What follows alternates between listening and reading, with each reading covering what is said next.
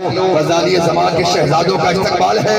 نعرہ تکبیر، نعرہ رسالت، نعرہ رسالت، نعرہ حیدری، نعرہ غاسیہ، فیضان کرم حضور غزالی زمان۔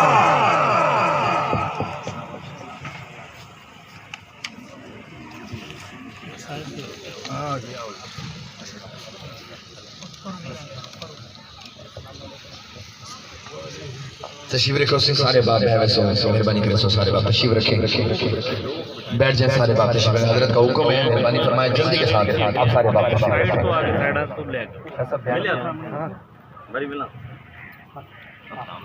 ورفعنا لك ذكرك صدق الله العظيم وصدق رسول النبي الكريم الأمين ونحن على ذلك لمن الشاهدين والشاكرين والحمد لله رب العالمين۔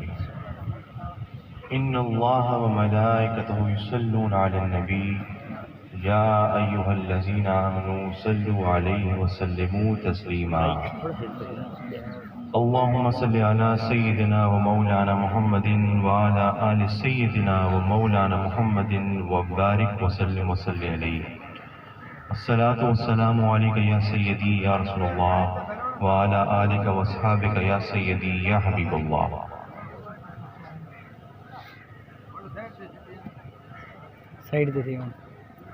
محترم علماء کرام، حاضرین محفل، میرے دوستوں بھائیوں، اور خصوصاً یہ میلاد پاک کی محفل سجانے والے میرے نہایت محترم ماہر رفیق صاحب اور ان کے تمام خاندان والے، ان کے دوست ساتھی ماہر پرویز صاحب، اللہ تعالیٰ آپ سب حضرات کو سلامت رکھے اور عزت عظمت عطا فرمائے اور ہم سب کی حاضری اس پاک نورانی محفل میں قبول فرمائے۔ مختصر سے وقت میں چند گزارشات آپ کی خدمت میں پیش کروں گا اور پھر اجازت ہے۔ قرآن پاک میں اللہ تعالیٰ فرماتا ہے وَرَفَعْنَا لَكَ ذِكْرَكَ، وَرَفَعْنَا لَكَ ذِكْرَكَ، یہ قرآن پاک کی مشہور ترین آیتوں میں سے ایک آیت ہے، اور اس کا کیا مطلب ہے؟ اس کا مطلب یہ ہے کہ اللہ تعالیٰ اپنے حبیب کو خوشخبری دیتا ہے کہ اے میرے پیارے حبیب، اے میرے پیارے نبی، اللہ نے آپ کے ذکر کو آپ کی خاطر، آپ کی وجہ سے بلند فرما دیا۔ سبحان اللہ، سبحان اللہ۔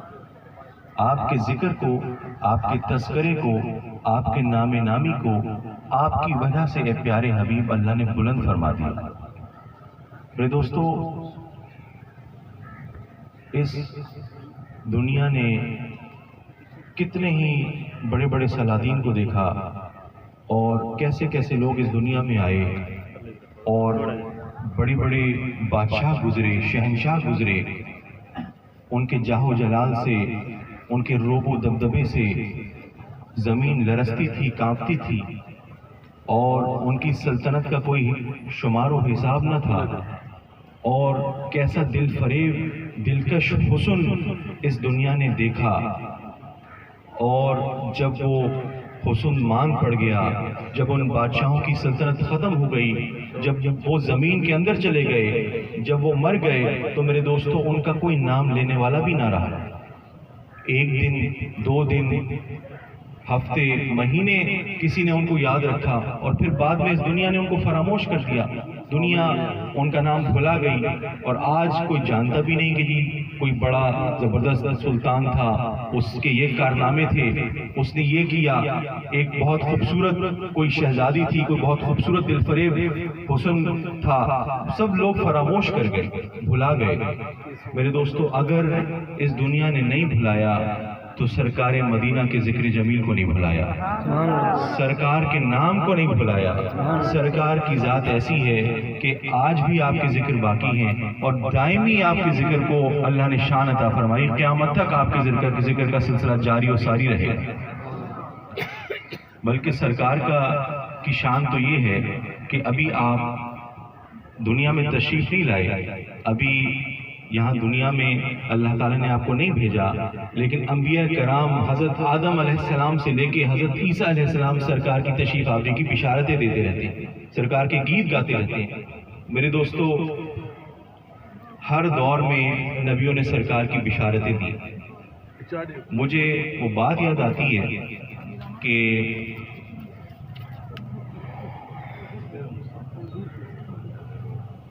مسافر سے ذرا پرہیز کریں۔ اب میں کچھ آپ سے گفتگو کر رہا ہوں، اس طرح حرج ہوتا ہے اس میں، مہربانی کر کے مسافر سے ذرا پرہیز کریں میرے دوستوں۔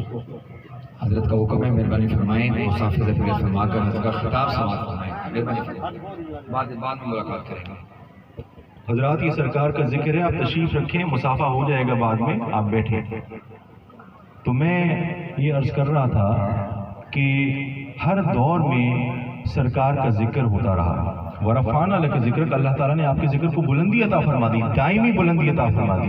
میرے دوستو، جو نبی آیا سرکار کا ذکر کرتا ہوا آیا، تمام آسمانی صحیفوں میں سرکار کا ذکر مبارک موجود تھا۔ قرآن پاک کی آیت ہے، الذین یتبعون الرسول النبی الامی الذی یجدونہ مکتوبا عنده فی التوراۃ والانجیل یأمرهم بالمعروف وینہاہم عن المنکر ویحل لهم الطیبات ویحرم علیہم الخبائث، کہ وہ عظیم رسول جب ان کے پاس آ جائیں گے جن کا ذکر خیر یہ تورات اور انجیل میں لکھا ہوا باتیں ہیں، وہ عظیم رسول ان کو نیکی کا حکم دے گا، برائی سے روکے گا، اور ان کے اوپر اچھی چیزوں کو حلال کرے گا اور بری اور ناپاک چیزوں کو ان کے اوپر حرام کرے گا۔